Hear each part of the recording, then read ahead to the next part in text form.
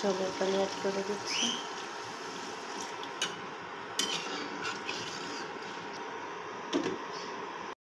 কিছু বাজারে পেঁয়াজ আলু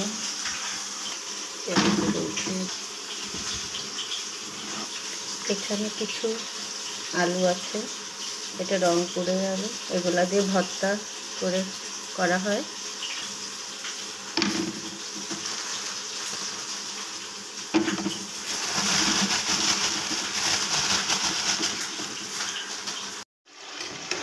মাংস চাপিয়েছি,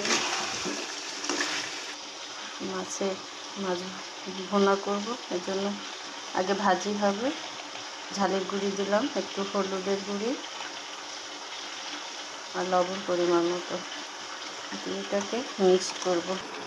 কষানোর জন্য আর একটু ঝোলের পানি অ্যাড করে ঢাকা দিয়ে দিলাম। মাছ ভাজির জন্য তেল দিয়ে দিচ্ছি।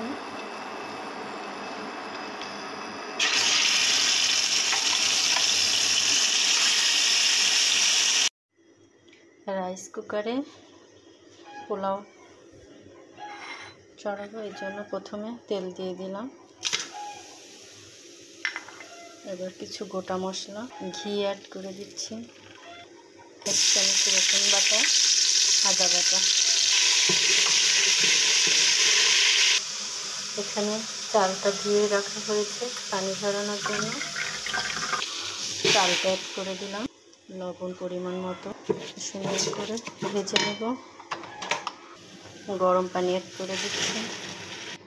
এখন কিশমিশ আর মটরশুঁটি, একটু গুঁড়া দুধ অ্যাড করলাম।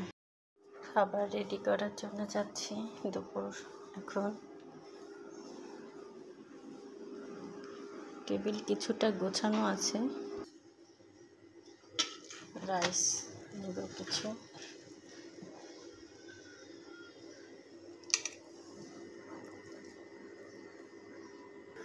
পেঁয়াজ বেরেস্তা অ্যাড করে দিলাম।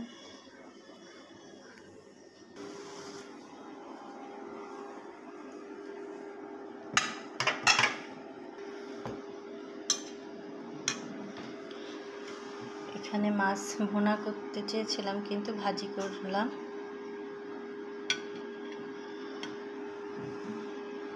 ছেলে নামাজ পড়ে আসছে, আমাকে হেল্প করে দিচ্ছে আমার ছেলে টেবিল গোছানোতে।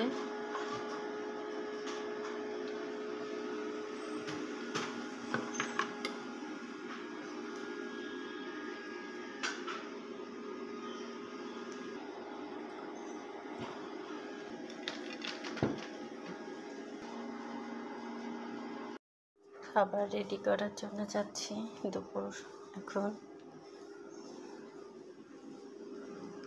টেবিল কিছুটা গোছানো আছে, রাইস নেব কিছু,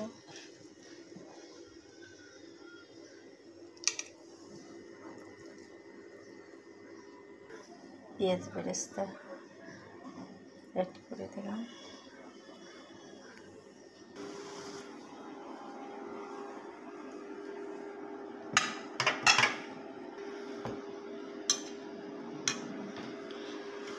এখানে মাছ ভুনা করতে চেয়েছিলাম কিন্তু ভাজি করলাম।